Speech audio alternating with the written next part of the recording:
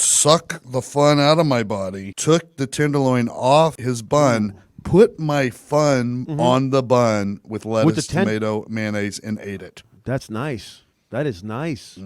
It's a decent recipe. I used to go to the casino on Christmas Day. I like that move. Like you and your dad? I would usually it was just me and a bunch of my boys that I grew up with. Like we would go on Christmas Eve night, and I can't remember, here in Indiana, they don't serve alcohol until like 6 p.m. or something, so you have to wait for that. But after that point, it's on. I mean, it's just a bunch of dads getting away, you know, because we were all like divorced dads. So we had our kids like in the morning, and then it was switch off time. Tag, you're it. Link up with the squad at night. Yeah, going to the casino now. It was always a good time. You got a little extra money and shit, divorce, you know what I mean? Oh, man, that's nice. Shelby County divorced homies hanging out on Christmas Eve at the casino out there. Nothing like it. Oh, man. We used to go to the casino a lot, but you know what they did? I lived off the casino for a little bit because I used to have a program at this casino in Yuma, Arizona. Oh. But you would get Cocoa Paw, they were doing 5 for 5, or it was 10 for 10 or some shit where you get $10. You come in and cash in $10 to play in the slots, and they'll give you $20 in quarters. Oh wow, that's one of those Native American casinos, probably. Yeah, a little looser. So you go out to the casino. I'm like, dude, I gotta get my $10 today, dude. And then you go out there, and then you get your $20 or your $10 in quarters. I think it might have been 5 for 5.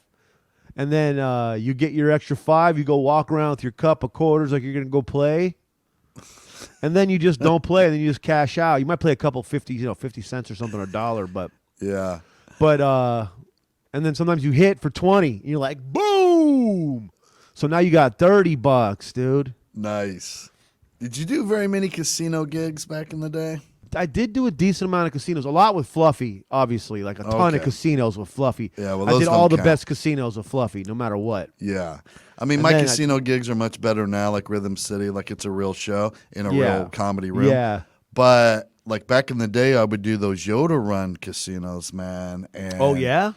They were like, we'd put you in this bar, and there'd be a little stage in the corner, and then you would do your show. And there was a full like MC, feature, and headliner, but no one was there for the comedy show. It was just, there was no admission. It was just, hey, you're going to entertain these people that have run out of money that are just going to trickle in here and start ordering Cokes. Yeah. Because they're not gambling. They don't get their free alcohol. And they would just sit there miserable, broke as fuck, and just stare at you while you try to tell jokes. That's just earning it, dude. That money is just hard earned, dude, up there. Sucking when you the know, life like, out of you. I think I can crack these guys, you know?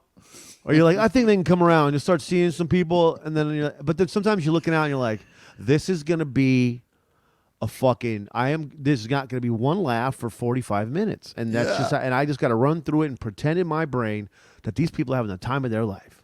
It was just a room full of, and by room full I mean 12 to 14 people, all 80-year-old fun vampires. Like, and I don't mean like they were vampires that were great to be around. I mean they were vampires that sucked, instead of blood, they sucked the fun right out of you. Like they were fun vampires. You could feel all the fun. You almost could see it like vapors leaving your body, and they were just sucking it in like.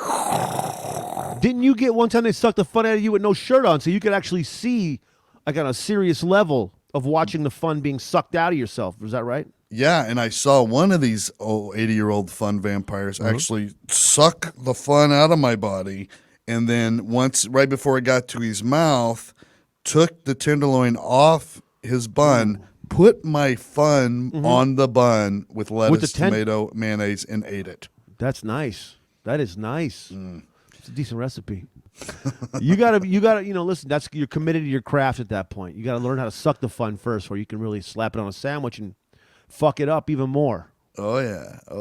Yeah, there's some spots, dude. I did a bunch of Indian casinos all over Arizona, New Mexico. You never know the ones that really like promote. We have comedy night, and there's a separate room for it, and we do sell tickets and all that. Like that, those can be fun. But the ones that just stick you in there like you're going to be the lounge singer that sits in the corner and just fucking is background noise for people that are broke doesn't go well. Did you ever watch that episode of Louie when he does the casino gig, and it's basically exactly what we're explaining. Yes. And he just does he's on the fucking side room, and they're yeah. Well, the coolest thing is when we roll Fluffy through the casino. Yeah. We'd have 10 armed guards rolling with us through the casino, so that was always awesome, right? Nice. You know, you're going through all the back doors and shit, and you get to get all this cool little back access, walking through shit. And they're all such huge fans of them, so we getting away with extra. When we were at the Borgata, we got keys. We got the keys one time. They gave us an employee badge to go to the cafeteria, like the employee lounge area where it's all free. Uh-huh. So you just roll. We're rolling in there hammered.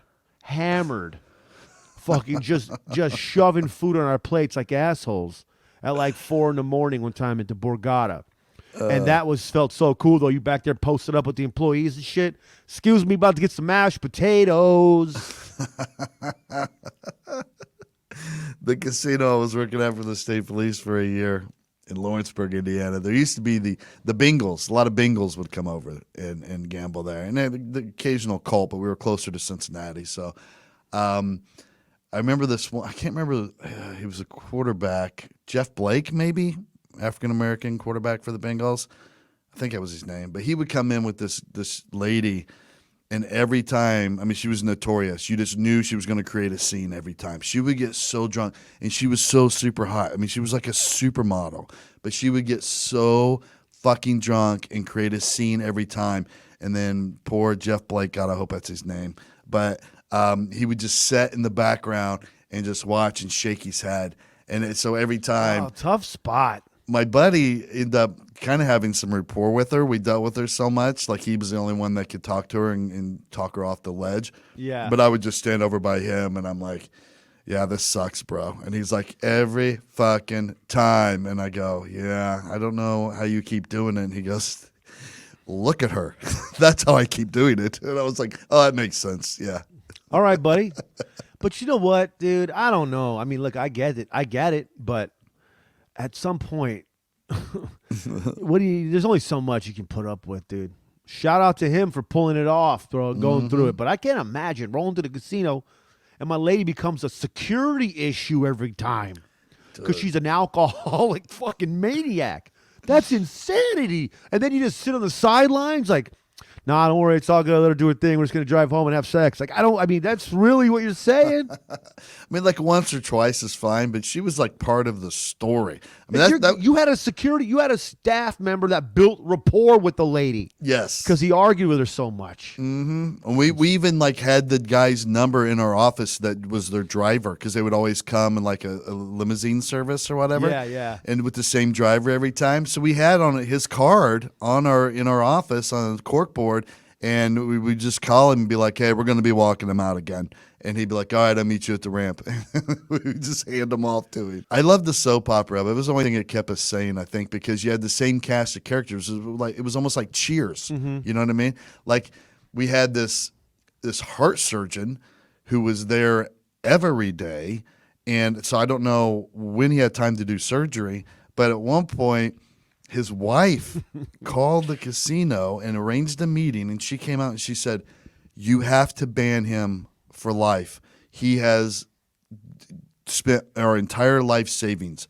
We're going to have to close our practice down. Like, he is Baroque. We have lost everything in this casino, and I forget how much he spent there, but, a couple mil easy. Oh, man. So... yeah, and it came to a point where he was coming in, like, we had to run him off a few times before this because he was like asking people for money, and I'm like, he's a fucking heart surgeon, dude. Like, how many people whose hearts are okay have been getting surgery just so he could fund his next casino trip? Like, what a wild life this guy lives. He cuts people's bodies open, switches out their hearts, takes the cash to the fucking casino, and just goes bonkers on the blackjack table and loses it all.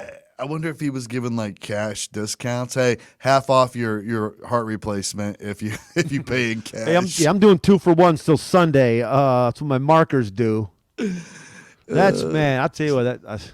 75% off if you pay in Argosy chips. Now that I'm gonna let you guys know right now that went right over my head. I don't know what that means. Argosy was the name of the casino. Oh, damn! I wish I knew that. I wish I would have known that.